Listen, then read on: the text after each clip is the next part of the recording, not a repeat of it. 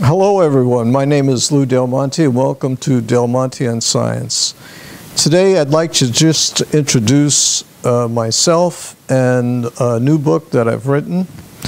I'm a physicist, an author, and I'm also a CEO of Del Monte and Associates.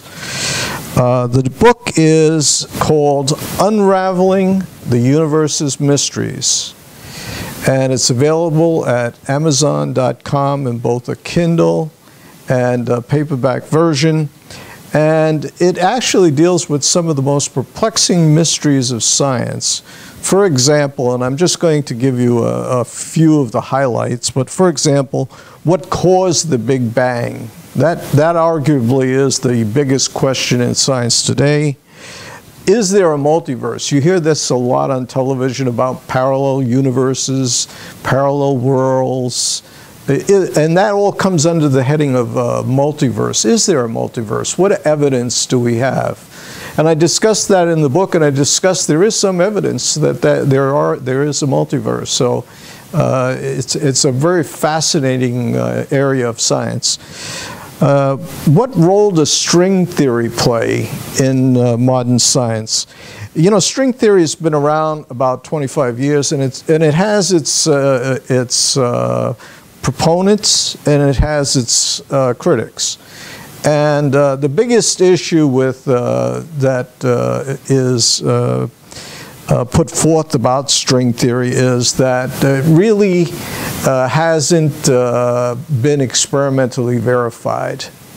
However, there are a number of things about string theory, and in particular M theory, that are extremely useful and really help us explain some of the mysteries of science. So that's talked about in the book, and quite a bit actually.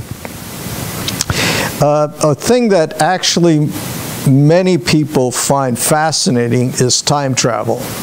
And so there is a chapter on is time travel possible?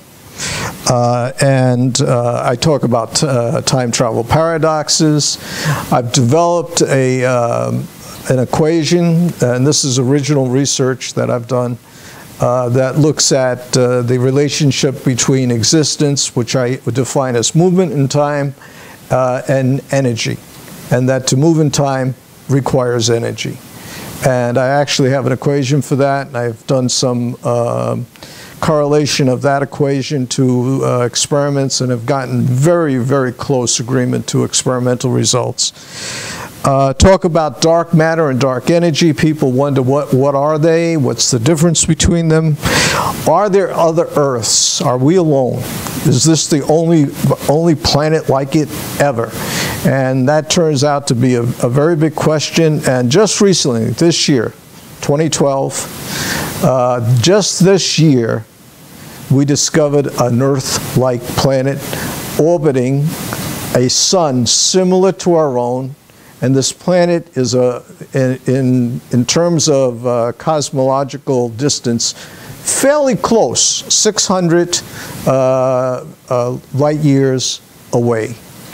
And that's considered close by cosmological standards. And it's about 2 or 3 times the size of Earth, but it's right in what's called the habitable zone, which means it can have liquid water on its surface. Are we alone? I think most scientists would say we are going to discover life probably within the next 20 years or so, if not sooner. Bacterial life at least. Sooner or later we might find intelligent life. But I think there's a lot of opportunity to find bacterial life on Mars near the polar caps. And from what we see about extreme life today on Earth, where they can live in extreme conditions, I think that we'll see some very startling discoveries in the next 20 years. What fate does humankind face? What's the ultimate fate? And that's discussed in the book. And lastly, there's a chapter on how does God fit in the equation. So I think this book actually addresses many of the current, the topical scientific mysteries, gives you the latest thinking on them, and I do present some original research as well. And I hope that you will avail yourself of a copy and that you enjoy it. Thank you for the opportunity to speak with you.